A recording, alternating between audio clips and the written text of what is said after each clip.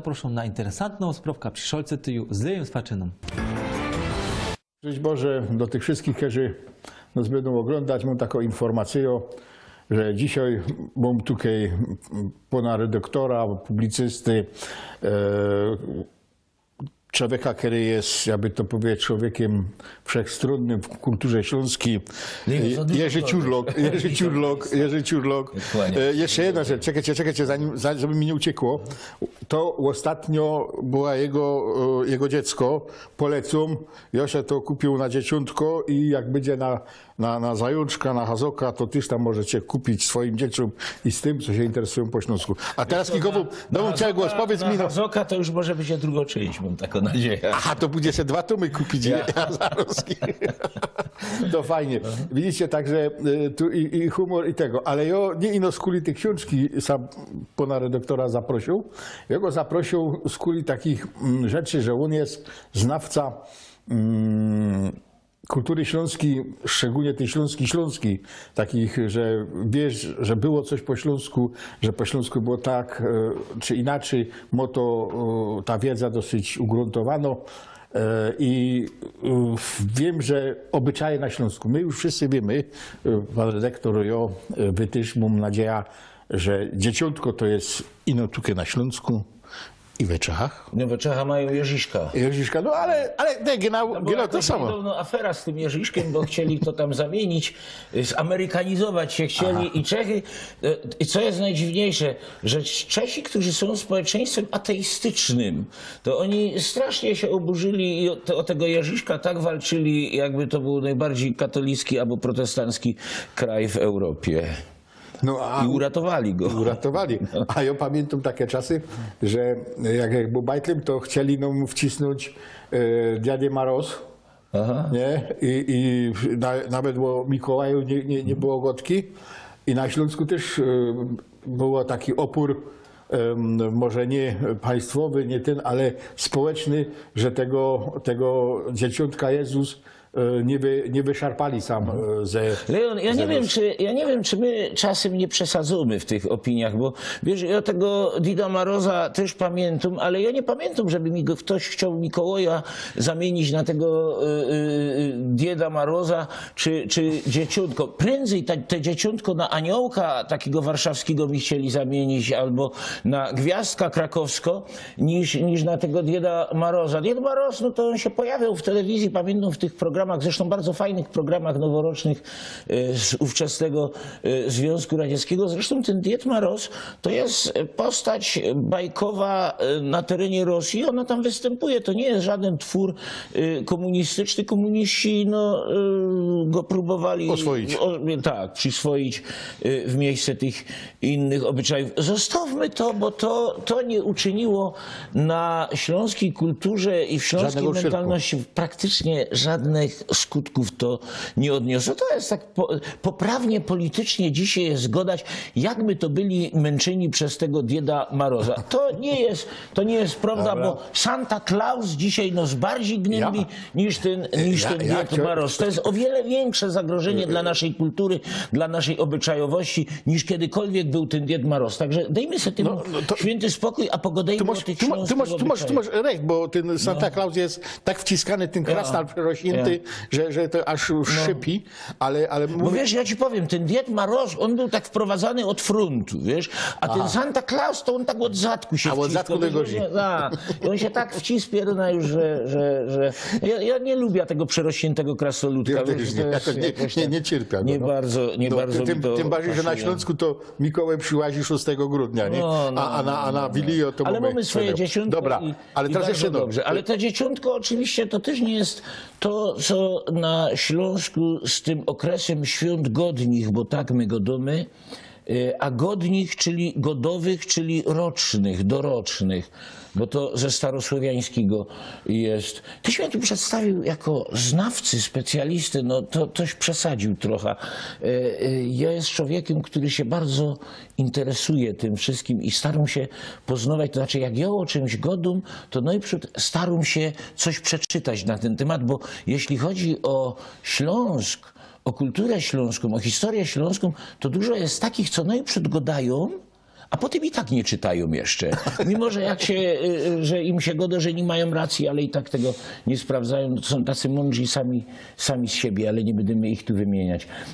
Otóż Śląsk jest bodajże jedyną krainą w obecnym państwie polskim i jedną z nielicznych krain w Europie, gdzie te zwyczaje godowe mają zapisane pewne, udokumentowane w piśmie już w średniowieczu, bo pod koniec XIII wieku, w drugiej połowie XIII wieku, w Rudach Wielkich, które nie wiem czemu dzisiaj się nazywają raciborskimi, historyczna nazwa jest Rudy Wielkie, w opactwie cystersów, które tam powstało dokładnie w połowie XIII wieku, mnich Rudolf, on napisał taki poradnik dla spowiedników. Z tego poradnika wynika jedno, że Ślązoki wtedy, mieszkańcy Śląska, byli jeszcze piorunowymi poganami.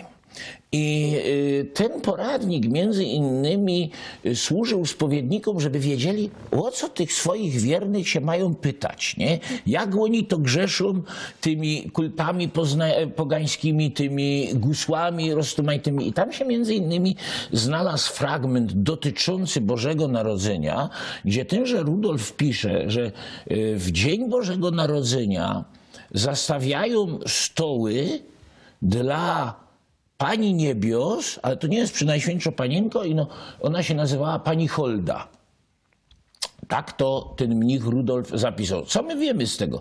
Wiemy, że odbywał się jakiś rodzaj wieczerzy, bardzo niebezpiecznie podobnej do wieczerzy wigilijnej. Bo wieczerza wigilijna w istocie rzeczy jest takim jeszcze echem tych pogańskich obyczajów. Te zwyczaje związane ze świętami chrześcijańskimi Bożego Narodzenia i te nasze godnie święta i obyczaje noworoczne, one właściwie stanowią jedność, nie? To jest jakby jedna całość. To służyło jednemu. To służyło temu, żeby zapewnić se pomyślność, powodzenie, urodzaj w nadchodzącym roku. Bo to był ten dzień przełomu, to był ten moment krótkiego dnia, długiej nocy i rodzenia się nowego światła. Nowe światło właśnie. Nowe światło. Te funkcje tego nowego światła, właśnie to ten Jerzyszek przejął, te nasze dzieciątko, to jest te nowe światło. I z tym się wiązała cała masa obyczajów, które się zaczynały już od Dnia Świętej Łucji, czyli 2 tygodnie przed Wilią dzisiejszą. Tam się wróżyło, jako będzie pogoda na przyszły rok przez 12 dni. Znaczy tak, jedni wróżyli od Świętej Łucji do Wilii, inni wróżyli od Wilii do Trzech Króli przez kolejnych 12 dni. Podobno jak się średnio wyciągnie z tych jednych i drugich, to jest, ale musi to być tak zwane średnio ważono, wiesz? Średnio matematycy wiedzą, o czym ja mówię, średnia ważona, czyli tam przyjmujesz takie kryteria, że i tak ci wyjdzie tak, jak chcesz, żeby ci wyszło. Dlatego tak dobrze, wiesz, te badania statystyczne prognoz politycznych wychodzą. Wiesz, bo to tak jest, nie? Prawda, cygaństwo i statystyka. No więc właśnie. I jest tych obyczajów mnóstwo. Na przykład, wiesz, że w Pastyrka szło się dowiedzieć, kto jest czarownicą we wsi, nie? Ale to do tego się trzeba już było przygotowywać od tej Świętej Łucji. Zresztą tam tych sposobów na wykrywanie czarownic, bo czarownice były pieronem niebezpiecznym. Ona mogła odebrać krowie mleko, wiesz, i wiele rozsumaj tych rzeczy niedobrych zrobić.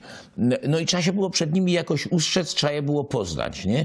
To tak, jeden sposób był taki, że w Świętą Łucję się wbijało taki drewniany kół do ziemi, wiesz, i każdy dzień musiałeś prać w tym kół i wtedy w Wilio przyszła do ciebie do domu czarownica. Przeważnie była to jakoś kobieta, która chciała coś pożyczać, wiesz, nie trzeba było jej niczego pożyczać i trzeba ją było mietłą pogonić, to wtedy czary stawały się nieważne. Ale między innymi też był taki sposób, że w ta Święta Łucja zrywało się gałązka czereśni albo wiśni, wsadzało się ją do wody, żeby ona puściła pączki, nie? I potem wtawili 2 końcami, trzeba ją było tak łogiąć i wsadzić do obrączki albo do jakiegoś kółka, wiesz, i z tym iść na pastyrka. I jak jej se przez to wejrzał w czasie pastyrki na kościół, kocioł. Toś te czarownice widział, jak one siedziały rządkiem, obrócone zadkiem do ołtarza i miały na głowach takie skopki do dojenia mleka, takie kibelki, takie wiaderka małe. No i wtedy trzeba było przed końcem pastyrki wlecieć z tego kościoła i pod rynna wleźć, albo do inkszej wody. To wtedy, wiesz, czary były nieważne. No ale na pastyrce przede wszystkim, no to nie szukało się czarownic, no trzeba było śpiewać kolędy. Nie? I mamy pewien problem w tym roku, bo ktoś tam powiedział, że nie było śląskich kolęd. Nie? I to jest pierunowa nieprawda. Jak to właśnie. było? Ja pamiętam za bajta, to my śpiewali coś takiego jak o Tannenbaum. Jak to jest- ty masz gryfne jegły. Ja, no i to no jest nie wiem, bardzo- czy to było, bo ja znam ta pieśniczka po niemiecku, nie? Ale my ją za bajta śpiewali tak trochę... Wiesz, na Śląsku było tak, że to, co było po niemiecku, to za chwilę było po śląsku, czyli w języku zbliżonym do polskiego, albo ganz po polsku. To, co było po śląsku albo po polsku, za chwilę było po niemiecku, albo w Schlesischer Mundart, czyli w tym dialekcie dolnośląskim, w Sleszu, nie? Także albo w dialekcie śląsko-morawskim, czyli to, bo my cały czas jak godamy o Śląsku, no to my godamy tak o niemieckim, o śląskim, o polskim, a zapominamy O tym najlepszym. tak, o tym śląsko-morawskim dialekcie, który tam jest na południe od dzisiejszej naszej granicy państwowej. Ludzie se to przerobiali na swoja gotka. I to było normalne, to jest normalne. A ten wspomniany Tannenbaum to nie ma bardziej śląskiej kolędy jak ta właśnie. Bo ja nie chcę syganić, ale w XVII wieku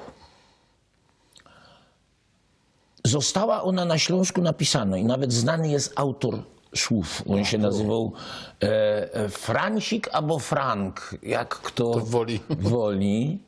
I to była ludowa piosenka o jodełkach, bez to o tych jegłach jak śpiewasz. No.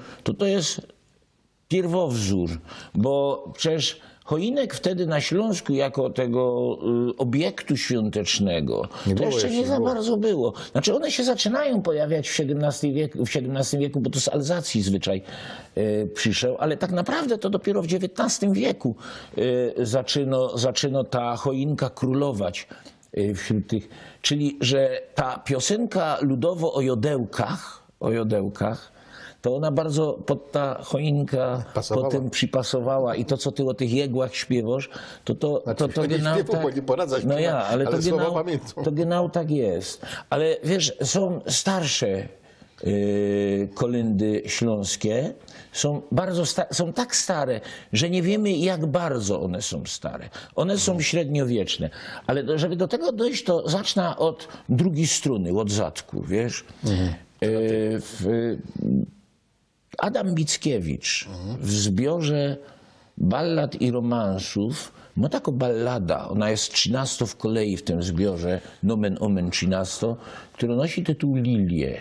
Zbrodnia to niesłychana, pani zabiła pana. Tak?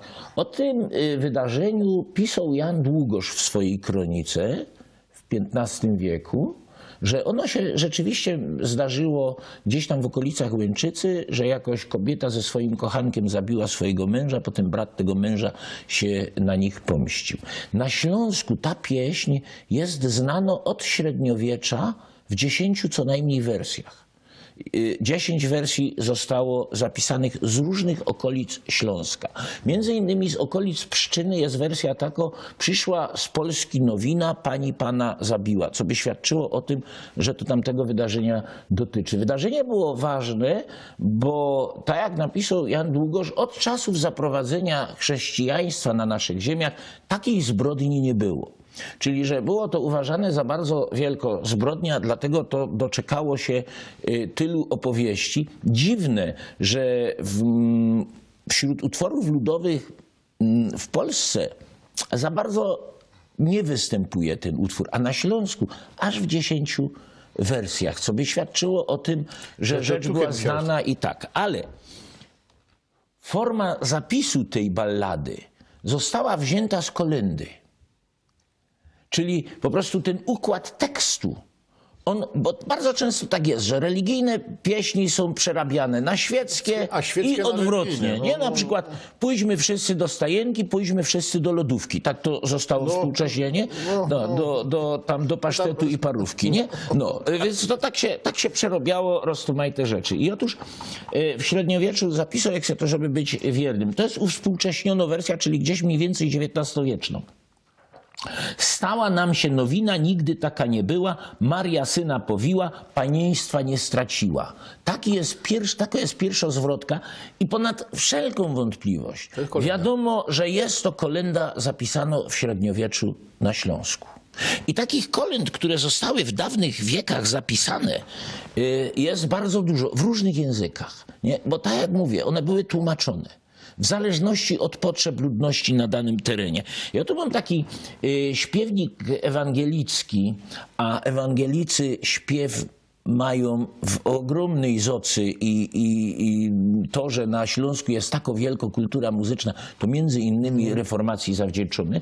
Tu mam taki śpiewnik, który został po raz pierwszy wydany w 1908 roku. Ja mam wydanie z 1915 roku przez wydawnictwo Korna, niezwykle zasłużone wydawnictwo wrocławskie, Schlesisches Provinzialgesangbuch. I tu są pieśni nabożne na różny czas, między innymi na czas Bożego Narodzenia, Adwentu, Nowego Roku i tak dalej, i tak dalej. Ten śpiewnik jest cenny dlatego, że tutaj są wymienione nazwiska twórców, jeśli są znane, i daty powstania tych utworów. Najwięcej jest ich z XVIII wieku, ale tu otwarłem na przykład z 1599, z 1655 i mamy znakomity dowód na to, że tutaj wiele nazwisk tych autorów to są Ślązacy z Głogowa, z Wrocławia, z Świdnicy, z Jeleniej Góry. Oczywiście to jest powtórzenie wcześniejszych śpiewników. O, i tutaj taki wcześniejszy śpiewnik, że przyniósł, to jest Gesangbuch wydany w Jeleniej Górze w 1795 roku. Nie? I tu są też pieśni na wszystkie okoliczności świąteczne w roku. Między innymi na Boże Narodzenie i samych bożonarodzeniowych pieśni jest tutaj 71 w tym śpiewniku, że policzył. Nie gorsze, że ci tak się wtrącę. Bardzo dobrze. Ale mi tak teraz przyszła taka myśl. Dzieciątko już było, Wilio było, ale teraz młody my mieli Trzech Króli. Nie? A na Trzech Króli się też zmieniają troszkę kolędy. Ale widzisz, ale czy one były też tak wtedy? Widzisz, ja mam śpiewniki protestanckie. A jak wiadomo, protestanci uważają, że inni święci poza Trójcą Przenajświętszą, to są gusła i to są bożki i tak dalej. Oczywiście to są tak zwane pieśni noworoczne, czyli pieśni na Nowy Rok. Bo oni też odmieniali w pewien sposób ten repertuar. No i tu też są podani autorzy tych pieśni. Zresztą to bardzo ładne wydanie. Jak widzisz, to ładnie w skórze, z takimi ozdobami, z klamerką. No jak i tu jeszcze tyle lat wytrzymało, nie? No, wytrzymało w bardzo dobrym stanie. I tu jeszcze jest piękny taki miedzioryt, jest widok Jeleniej Góry, wiesz, z tego XVIII-wieczny. To bym musiał pokazać do kamery, to i tak nie będzie widać pewnie, nie wiem, do tej kamery, o, tak. To nie jest oczywiście jedyny śpiewnik tego rodzaju, bo właściwie każde większe miasto na Śląsku miało w tamtym czasie taki. I tu mam na przykład taki Gesangbuch wrocławski, też z 1795 roku, czyli z tego samego czasu, też protestancki. Reformacja na Śląsku to była coś niezwykle ważnego dla kultury. Śląska. Tak, dla Śląska, dla kultury. Tak. Ale widzisz, tu mam taki śpiewnik kościelny, dokładnie to się nazywa Katolik w modlitwie, czyli książka do nabożeństwa oraz śpiewnik kościelny. To należało do mojego pradziadka. I to było wydane w Mikołowie w wydawnictwie Juliusza Nowackiego. To on był jeszcze przed miarką, wiesz, w Mikołowie. I tu nie ma daty wydania, ale zgoda na wydanie tej książeczki do nabożeństwa była wydana przez biskupa wrocławskiego w 1861 roku. To jest jak znam historia swojej rodziny, to ta książeczka była wydana pod koniec XIX wieku. No i tutaj też są oczywiście pieśni bożonarodzeniowe, ale te pieśni bożonarodzeniowe tu są może ze dwie o śląskiej proweniencji, z tego co ja wiem. Natomiast ta reszta to są kolędy polskie. Dlaczego? Blisko była Częstochowa. Jeden z głównych drukarzy, którzy w XIX wieku pojawili się tutaj na Śląsku, to był okres, kiedy tutaj zaczęto wprowadzać pewne takie elementy polskie, prawda? Zaczęto propagować polskość jako ta odtrutka na opresję pruską dla ludu śląskiego. To jest jakby osobny temat. I na przykład taki drukarz Heneczek związany z piekarami, a potem dopiero z Mikołowem, po którym nastał miarka dopiero, to on przyszedł z Częstochowy. Nie? Więc tu już są polskie kolędy. Ale jest jeden chyba z najbardziej znanych śpiewników kolędowych. To jest taki zbiór kantyczek, kolęd i pastorałek wydany przez Karola Miarkę w Mikołowie. To jest ciekawe, bo w tym wydaniu z 1911 roku, które ja tutaj mam w ręku, to tutaj te kantyczki, kolędy i pastorałki zostały podzielone na te, które należy śpiewać w kościele i na te, których w kościele śpiewać nie należy, czyli do takiego użytku domowego. No i tu już jest cały śląski repertuar, to nawet w słownictwie słychać. Tu są całe scenariusze widowisk takich jasełkowych, kolędników, pastuszków, jak u nas godali, bo u nas po domach chodzili nie kolędniki, no pastuszki. No więc ja właśnie. też za pastuszka jeszcze łaził. No widzisz, no ale to już jest kolejne wydanie, a tu mam pierwsze wydanie tego zbioru z 1903 roku i tu jeszcze tego podziału na te kościelne i niekościelne nie ma. Tu jeszcze jest wszystko razem w tym zbiorze Karola Miarki. Ten zbiór, on był jakby robiony troszeczkę na wzór tego, co wychodziło wcześniej w Lwowie i w Krakowie, bo tam takie zbiory i na dowód tego, tu mam zbiór z 1911 roku akurat, wydany w Krakowie przez Jana Kaszyckiego, kierownika Szkoły Ludowej w Krakowie. Czyli różni ludzie się zajmowali tą dziedziną twórczości, można powiedzieć, no bo zbieranie czegoś to jest twórczość, też ratowanie dorobku, prawda? Ale wiem, że na przykład i w Krakowie, i w Lwowie podobne zbiory wychodziły już w XIX wieku. Karol Miarka musiał się na tym wzorować, bo tu są i polskie kolędy, i śląskie kolędy, i są też kolędy, które zostały przetłumaczone jakby właśnie z niemieckiego. Je można znaleźć pierwowzory w tych Gesangbuchach, które żeś przed chwilą pokazywał. A teraz taki koronny dowód na to, Na te śląskie kolędy, na te śląskie kolędy. Otóż to jest zbiór pieśni ludu polskiego w Górnym Śląsku z muzyką zebrał i wydał Juliusz Roger. Czyli to jest właściwie pierwszy znany nam, bo był jeden starszy zebrany na terenach Austro-Węgier, ale on zaginął, zbiór zebrany przed Juliuszem Rogerem, a to jest najstarszy zbiór, znany nam zbiór pieśni tutaj z Górnego Śląska. Ja mam tu w ręku pierwsze wydanie, wydane w Breslau w 1863 roku. Leon widzi, że nie ma cygaństwa, jest to oryginał. To jest tak, to tak jakby przeczyło, że ta polskość była tu tępiona, bo ludu polskiego, a wydawane we Breslau. No wiesz co, bo ci Ślązacy, tacy jak my dzisiok, No. nie? Czyli ci Ślązacy, którzy gadali po śląsku, właściwie nie uważali się za przedstawicieli innych narodów poza swoją własną grupą etniczną, to oni byli uważani, jak oni godali? Oni godali tak, jak my godali. Czy to jest bardziej podobne do niemieckiego, czy bardziej do polskiego? No wiesz, mnie się zdawało, że tak i czasami bardziej do czeskiego, nie? Bo No to tak, i do czeskiego. To taki Ale- miszung. ale- Ale nie, powiem tak, bo mój opa, nie? A tak Riki to jego ojciec, czyli mój grosupa, nie? Ja. Pradziadek po polskiemu, to on się uważał za miejscowego. No. On poradził po czesku, Moje po starzyki polsku, też tak. po czesku, po polsku, po niemiecku, Ja. a w domu innego to po swojemu. I on się nie uważał ani za Czecha, ani za Niemca, ani za Poloka. On się uważał nie miejscowy, jest tutejszy. Ale widzisz, Juliusz Roger to był Niemiec. To był Niemiec rodowity, który przyszedł tu do roboty jako lekarz na Śląsk, nie? I dla niego ci, którzy nie go dali po niemiecku, to go dali językiem zbliżonym do polskiego, czyli biorąc pod uwagę ta przeszłość śląska, no to oni byli uważani za ten polski lud na Śląsku, prawda? I oni stali się tym materiałem, z którego później stworzono powstańców śląskich i wszystkie te ruchy, które dążyły. Oczywiście tam w podtekście była niesprawiedliwość społeczna, tam była chęć polepszenia sobie bytu, bo to wiesz, Ta krowa Korfatego zawsze była, ja? zawsze jest dobrze mieć jakoś bojka, nie? Że w bojce wszystko jest piękne. Do tych prostych ludzi na Śląsku, którzy kiepsko go dali po niemiecku. Oni go dali po swojemu. Łatwiej było im się zrozumieć z Polakiem niż z Niemcem, jeśli nie znali niemieckiego, prawda? To do nich ta Polska, której nie było, nie? No to była ta bojka, że tam im będzie lepiej, nie?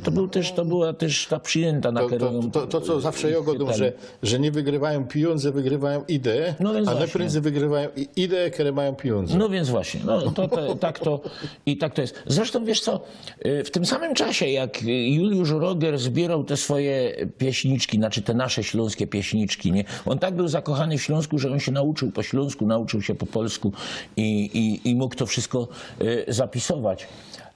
On zresztą dużo, to widać w tych zapisach, że on jakby tak uładzał ten śląski w stronę polskiego, żeby to było takie piękniejsze, bardziej ułodzone. Jak czytasz poemat Norberta Buncyka, nie? Stary Kościół Miechowski, to on tam w podtytule napisał, że to jest napisane w narzeczu górnośląskim, nie? No ale to jest najczystsza polszczyzna. Tamtego śląskiego jest niewiele w tej mowie, nie? I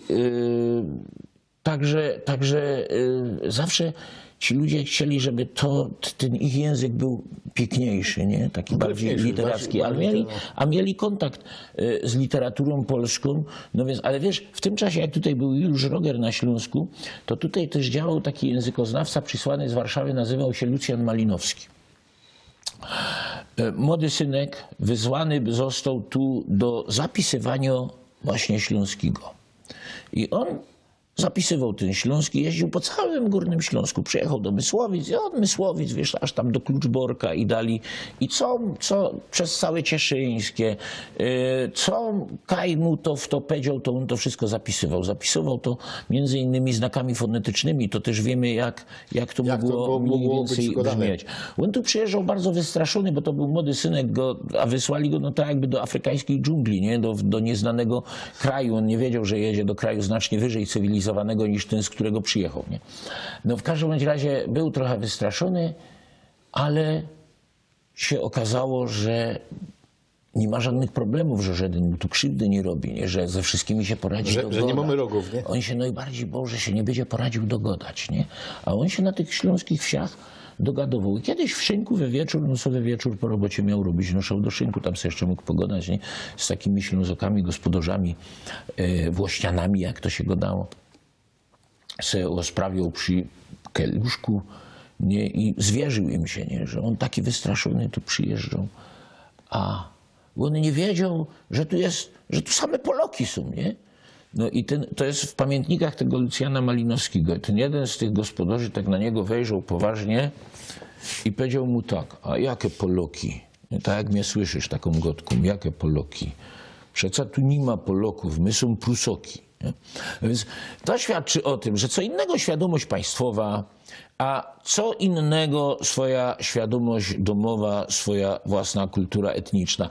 Bardzo dużo złego się robi, jak to się zaczyna ze sobą mieszkać. No i tu w tym zbiorze Juliusza Rogera na strunie 208 są pieśni kolędowe. I to już są prawdziwie śląskie, bo on je zapisował z ust ludu śląskiego. Głównie w Raciborskim, no bo on tam w tych rudach wielkich był, u księcia Raciborskiego, więc głównie raciborskie, ale nie ino.